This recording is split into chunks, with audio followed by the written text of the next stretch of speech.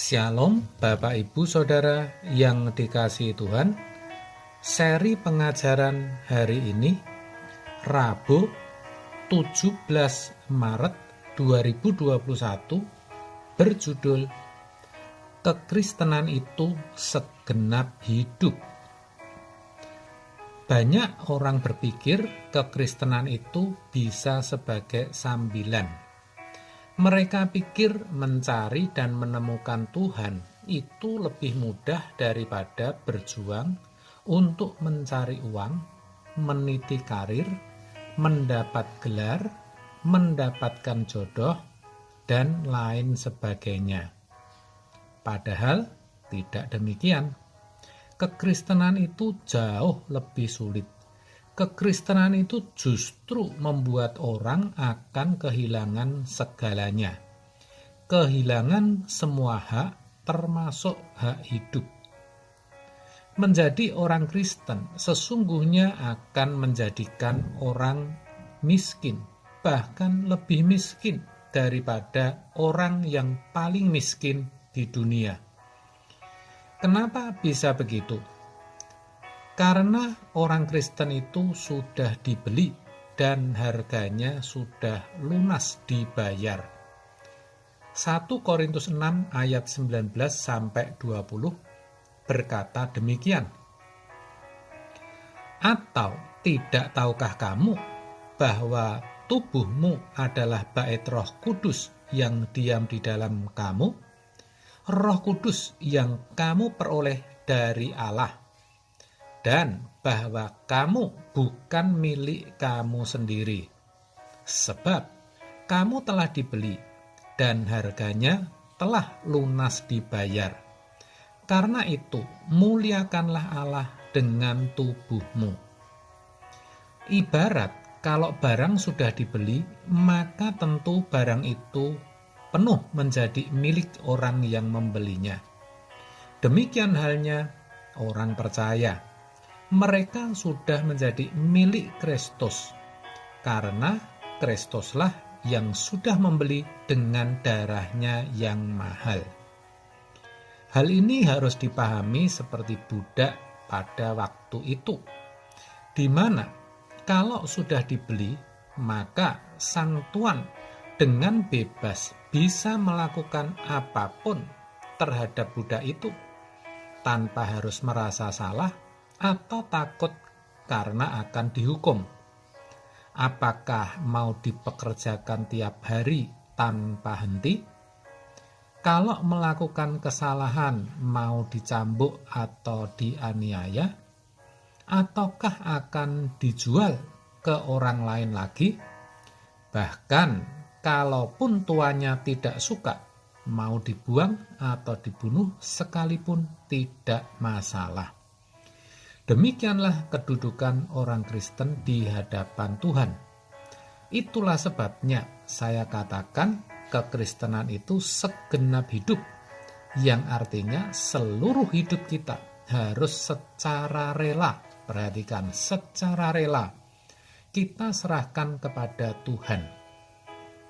Ini bukan berarti orang Kristen harus mati dulu dan menyerahkan nyawanya bagi Tuhan, seperti Ishak yang waktu itu akan dibawa Abraham sebagai korban bakaran.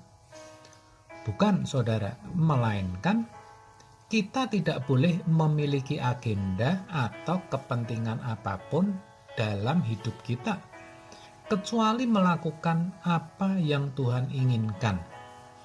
Kalau Tuhan tidak menyuruh, ya jangan dilakukan. Sebaliknya, kalau Tuhan mau kita berbuat sesuatu, ya jangan sampai tidak kita lakukan. Selain itu, kita juga menyadari kalau semua yang melekat dalam hidup kita, yang kita sudah miliki atau yang sudah kita peroleh, semuanya juga milik Tuhan. Kita tidak boleh menggunakannya sesuai kemauan kita, melainkan harus selalu dalam komando Tuhan. Kalau kita nekat, itu berarti kita sedang menolak kehendaknya. kita sedang memberontak.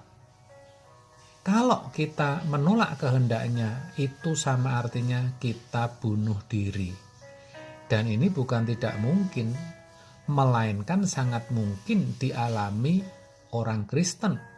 Makanya dalam Matius 7 ayat 21 sampai 23, Tuhan sampai berkata, "Enyahlah dari hadapanku, aku tidak mengenal engkau." Mati saudara kalau sudah begini. Jadi sekali lagi, semua harta, kekayaan, pangkat, jabatan, dan yang lainnya harus kita pakai hanya untuk melakukan kehendak Bapa, untuk memuliakan Dia. Makanya di ayat tadi dikatakan, muliakanlah Allah dengan tubuhmu. Maksudnya melalui hidup kita, nama Tuhan dipermuliakan. Jadi tidak boleh ada yang disisakan. Semua harus untuk Tuhan, karena memang semua milik Dia. Itulah kenapa saya katakan orang Kristen itu miskin, bahkan lebih miskin dari orang yang paling miskin. Ini diucapkan gampang, tapi prakteknya tidak gampang. Kalau cuma memberi waktu untuk Tuhan, banyak orang bisa. Kalau cuma menyerahkan harta, juga banyak yang rela. Tetapi kalau menyangkut nilai diri, banyak yang gagal. Kalau namanya direndahkan, dianggap miskin, banyak yang tidak mau. Makanya orang berusaha memiliki harta sebanyak-banyaknya.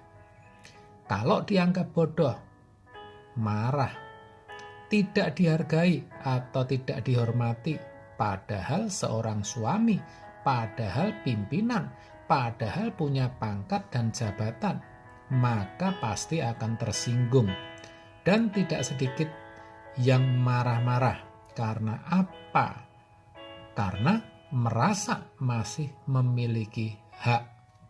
Hak untuk dihormati, hak untuk dihargai, dipuji, dan diperlakukan secara khusus. Padahal segenap hidup kita milik Tuhan. Tadi saya sudah katakan, yang layak dipuji, dihormati, dan dimuliakan itu Tuhan sendiri. Kalau kita mengharapkan yang demikian, sesungguhnya kita hendak mencuri kemuliaan Allah. Saudara mungkin berkata, tapi Pak, sebagai seorang pemimpin, seorang direktur, seorang suami, bukankah memang harus dihormati? Oh betul, tidak salah. Yang salah itu kalau sampai saudara tidak mendapatkan hal itu, tidak mendapat pujian, penghargaan atau kehormatan, saudara tersinggung atau marah. Begitu maksudnya saudara. Itulah sebabnya Allah menjadikan tubuh kita tempat kediaman rohnya, yaitu Roh Kudus. Dengan demikian, kalau kita menyadari akan hal ini, kita akan menghargai keberadaannya, sehingga selalu memberikan hidup kita ada dalam tuntunannya. Barulah kita bisa menyerahkan hidup kita sepenuhnya bagi Tuhan. Itulah maksudnya kekristenan itu segenap hidup.